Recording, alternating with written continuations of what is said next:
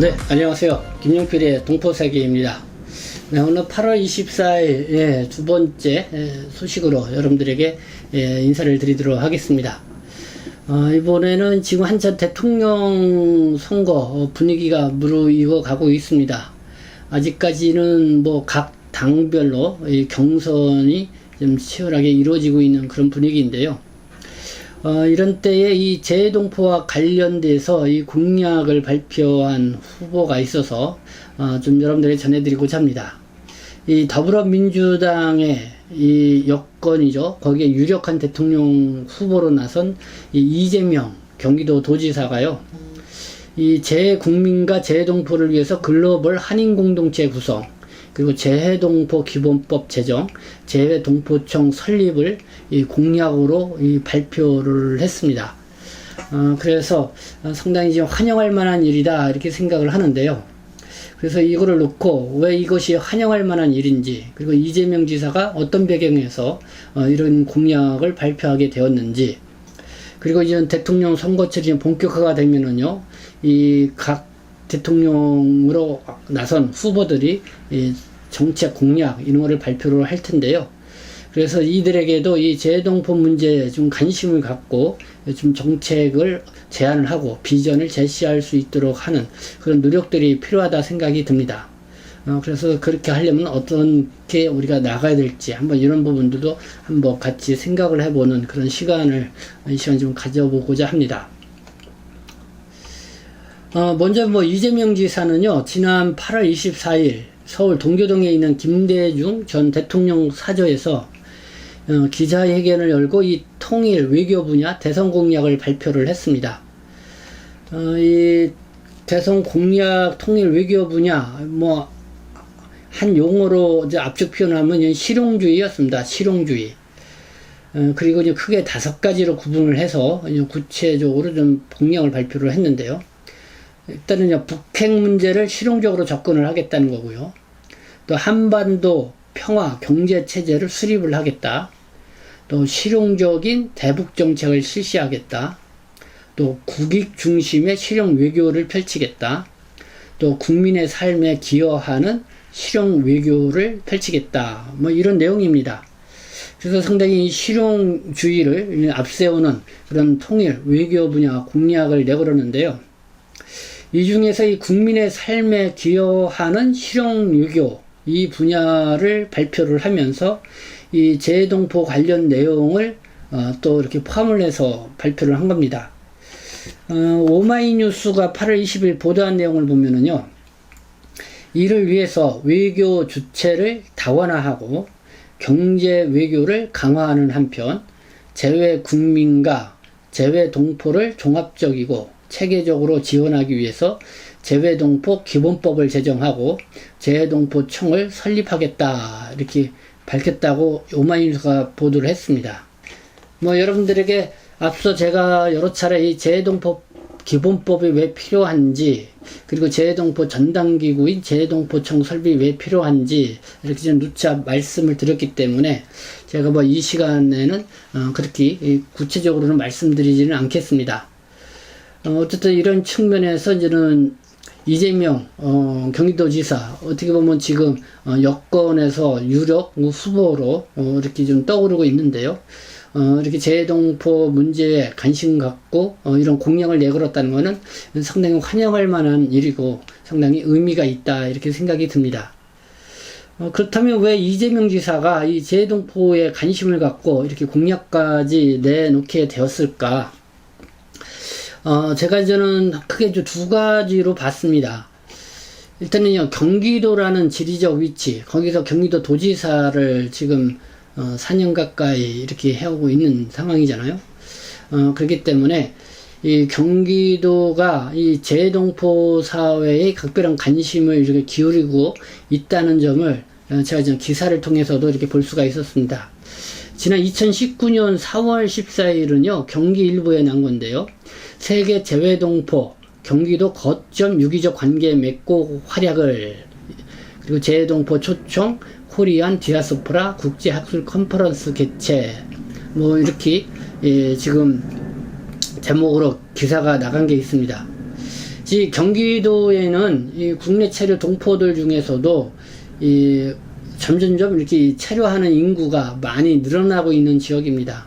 그리고 뭐 여러분 대표적으로 경기도 뭐 안산 지역이라든가 시흥, 또 뭐 수원, 화성, 또 부천, 또 뭐 그 외의 지역에도 이 중국 동포나 또 고려인 동포들 점점 체류 인원이 늘어나고 있고, 그리고 실질적으로 한국에서 어쨌든 정착해서 가고자 이렇게 하는 분들이 많이 늘어나고 있죠. 그렇게 보면서 이 경기도가 어떻게 보면 세계 750만 재동포의 하나의 이제 거점지구로 뭔가 역할을 해야 되지 않냐라는 뭐 이런 거를 좀 경기도가 좀 갖고 있지 않냐. 이게 이제는 이재명 경기도 지사가 이렇게 지사로 있으면서 뭐 그런 좀 뭔가 관심들을 보이고 있었다. 그래서 그리고 또 이 이재명 지사한테 개인적인 또 재외동포와의 이 관계성도 있다. 뭐 이렇게 봅니다. 이재명 지사는 지금 가장 약점이라 할 수 있는 게 이제 가족과의 문제이죠. 뭐 친형, 그리고 형수, 뭐 여러 가지 여러분들도 많이 들어서 알고 있을 거라고 생각합니다.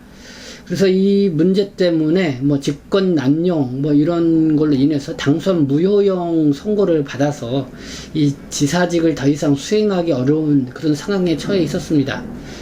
그래서 2019년도에 이제 대법원 판결을 앞두고 사회 각계 인사들이 이재명 지사를 구하기 위한 여러 가지 이 탄원서라든가 어쨌든 그런 이거를 이제 법원에 이제 제출을 했었죠.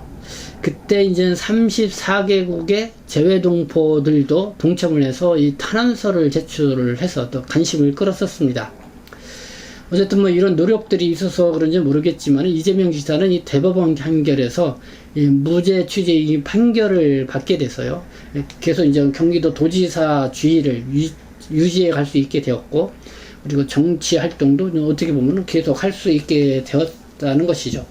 그래서 이런 개인적으로도 이 재외동포 사회와 뭔가 좀 이런 관계성을 맺고 있는 이런 부분들이 이번에 이 재외동포에 대해 이 관심을 갖고 이 공약을 내걸었던 그런 또 하나의 단초 역할을 하지 않았나 이런 생각이 듭니다. 그래서 이제는 뭐 대선 캠프에 이 재외동포 정책팀을 구성한다는 이런 소식도 들렸습니다. 아직 뭐 정식 발표는 나와 있지는 않지만은 그래서 뭐 좀 관심 갖고 지켜볼 만한 사안이 아닌가 이렇게 생각이 듭니다. 그러면서 이제 마지막으로 여러분들에게 제가 드리고 싶은 것은 뭐 이재명 지사가 이렇게 재외동포 이렇게 정책 공약을 발표를 했다고 하지만은 이것이 이재명 후보의 하나의 이 전유물이 되어서는 안 된다. 다른 대통령이 되고자 하는 다른 후보들도 이 재외동포에 관심 갖고 여기에 걸맞는 나름대로 그런 공약을 다 낼 수 있도록 해야 된다. 그게 필요하다.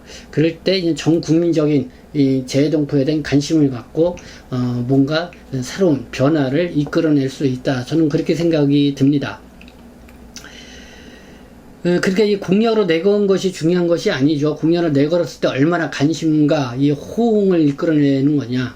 그렇게 공약을 내걸었을 때 이게 정말 표심에 어떤 영향을 미치느냐. 특히 이렇게 민주주의 선거를 표방하는 이 정치사회, 특히 한국 사회에서는 이 득표를 얼마나 할 수 있느냐가 상당히 중요하죠.